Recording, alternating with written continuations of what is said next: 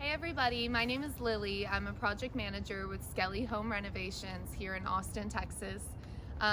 We're here today at one of our Travis Heights project.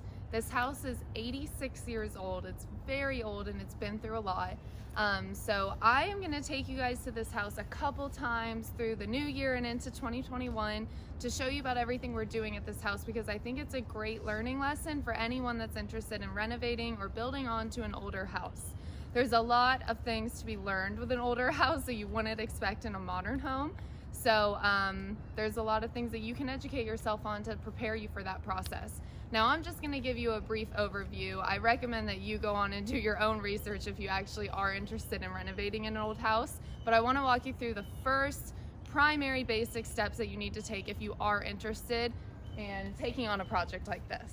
If you're interested in renovating an old house, then I would say the first step that you need to take is choosing an architect that you're gonna work with to create the plans for that house. Now, typically when you're doing a renovation, you can choose an architect or a designer. You need to figure out for the scope of your work which is gonna be best for you. I would say if it's an older house that you're planning on doing a larger renovation to, then an architect is probably a good choice.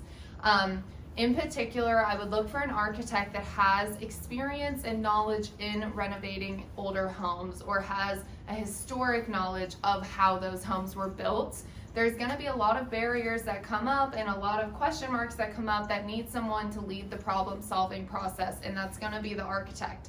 If it were my home that I'm planning on living in and moving into, I want to know that the person making those decisions is really well educated in it so that they know how to bring the form and function of an older home up to the modern era and make it totally functioning well for you and everything that you want.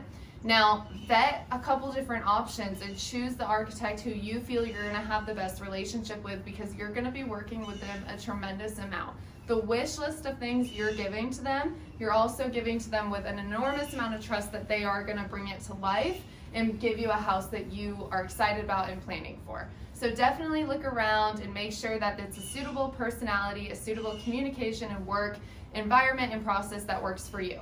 Okay, step 2 is going to be choosing a builder that's going to work with you and your architect to execute that plan set and that wish list for the house. Now, with that said, we do have a lot of clients that come directly to us first, and we go and help them choose an architect or designer that best suits them for their wish list and their house. So you don't necessarily have to find one before the other, but it's just important that you find groups of people that you work with well and you feel confident in and you have a lot of trust in.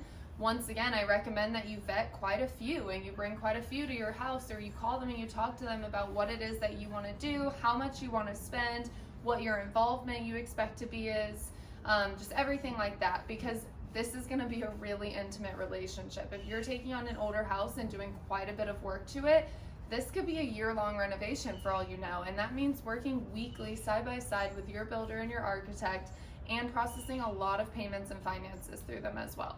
So I really recommend that you take a long time in searching for who's the best fit for you and then move forward with them.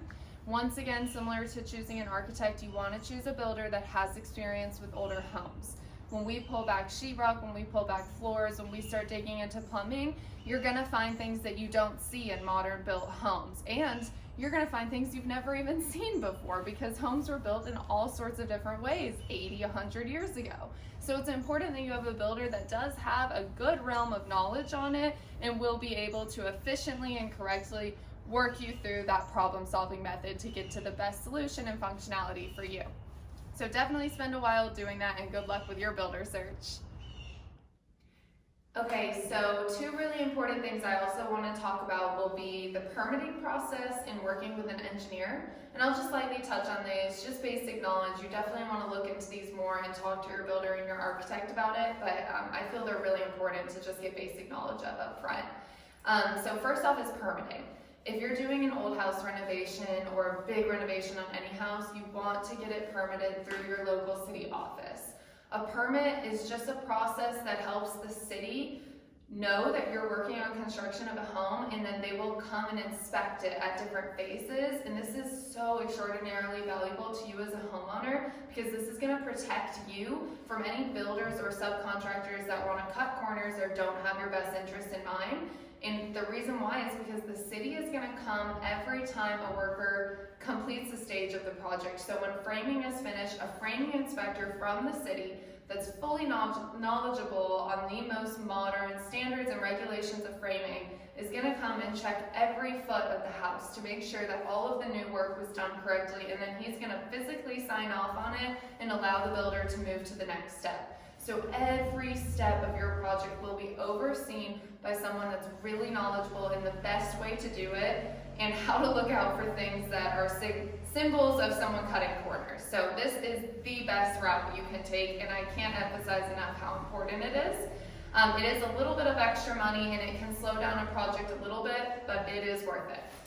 Now, secondly, as a part of the permitting process, or even just the architect might pull this person in, an engineer will likely get involved with your renovation if you're planning on moving any walls or doing any additions to the house, adding a rooftop deck, anything that's going to manipulate the original structure and framing of the house.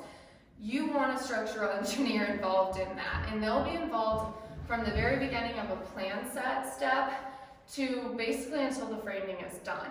So they're going to come and look at the house as is, go into the attic, go into the basement, look at how the joists and trusses are run, and then they're going to come maybe during demo and take another look at it then to make sure that they fully understand.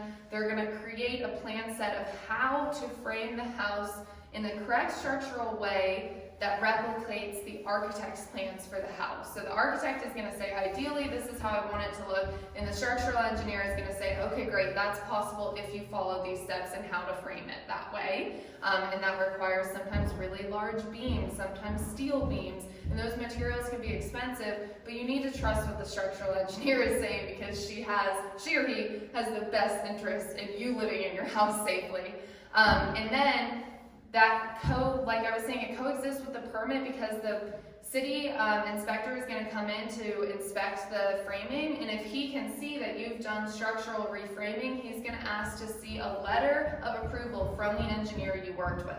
And at that point, you need to show him a signed letter with the plans, and he's going to check that you executed the framing the right way, the engineer signed off on it, that she or he believes you did it the right way, and he'll give you the letter of approval as well. So, like I said, two really important things. I don't think that the average homeowner really thinks about those steps or involvement when they get the idea to renovate an old house, but I think they're really important.